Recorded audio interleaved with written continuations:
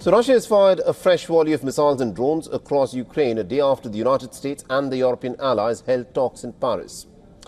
Kyiv claims that at least about 2 people have been killed and 27 others injured in the overnight Russian strikes in Kharkiv and the Sumy regions.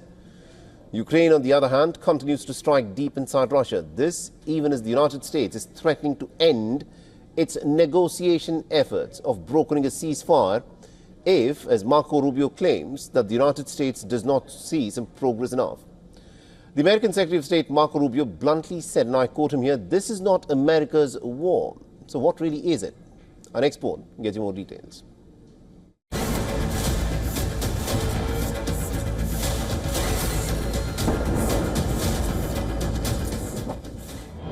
Russia is raining a combination of missiles and drones across Ukrainian cities, marking an escalation in the war.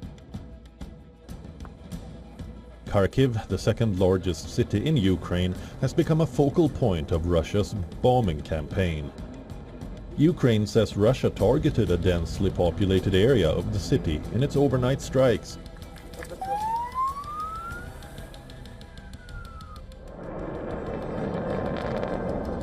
It claims Moscow carried out the attack using ballistic missiles with cluster ammunitions. We were asleep. I saw some kind of flash. I don't know. Everything flew around. There was smoke. My wife took our daughter from the room there and gave her to me. We covered her in a blanket.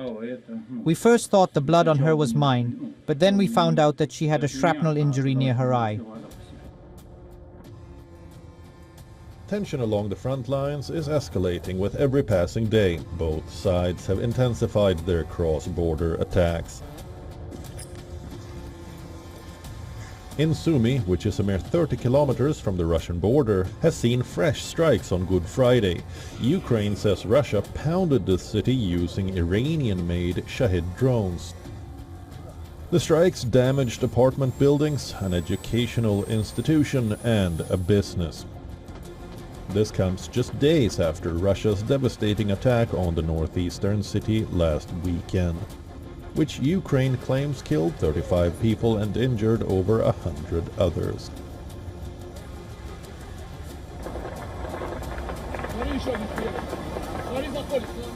Ukraine is conducting deep strikes inside Russia. The Ukrainian military says that it has targeted Russian missile brigade, which targeted Sumy.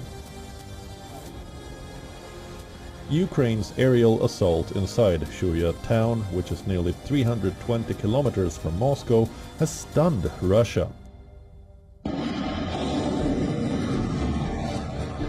After Atacams and Storm Shadow, Kyiv is eyeing the much-desired Taurus missile from Germany. Berlin, which was reluctant earlier, has finally given the go-ahead for the 500-kilometer range missile to Kyiv. Russia warns new missiles will amount to Germany directly entering the war. US President Donald Trump's patience is wearing thin. He expects to hear from his Russian counterpart Vladimir Putin this weekend. We'll see what that will be. We're going to be hearing from them this week, very shortly actually, and we'll see. But we want it to stop. We want the death and the killing to stop. US is holding talks with its European allies and Ukrainian leaders in Paris, and with things not moving forward, Washington is getting frustrated and warns that it could abandon the truce talks. If it's not possible, if we're so far apart that this is not going to happen, then I think the president's probably at a point where he's going to say, well, we're done. You know, we'll do what we can on the margins. We'll be ready to help whenever you're ready to have peace. But we're not going to continue with this endeavor for weeks and months on end.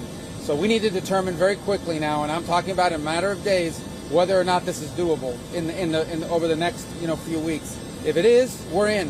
If it's not, then we have other priorities to focus on as well. On the other hand, Moscow says that the talks with US on ending the war in Ukraine are ongoing, but things are complicated. Clearly, the goalposts on the truce is changing constantly. and the chances of the 3-year-long war ending in near future looks slim. Bureau Report, WION World is One. And we earlier spoke with retired Lieutenant Colonel Daniel Davis, who's a military expert and also the host of Daniel Davis Deep Dive, where we asked him about Marco Rubio's statement where he said that this is not America's war. Listen to what he had to say. Things started getting sideways when that infamous meeting in the Oval Office where Zelensky got into an argument on camera with the president and the vice president. They kind of got on rocky soil, but maybe they were improving after that, but then they continued not to.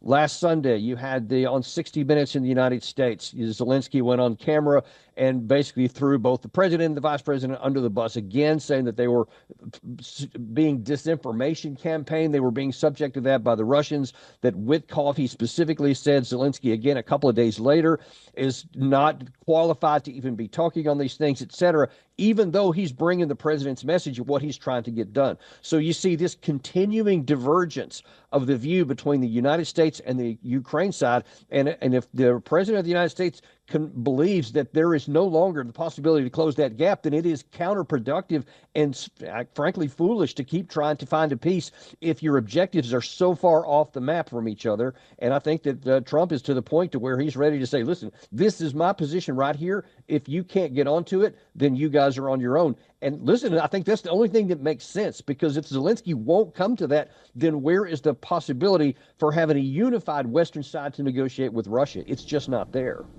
For all the latest news, download the WION app and subscribe to our YouTube channel.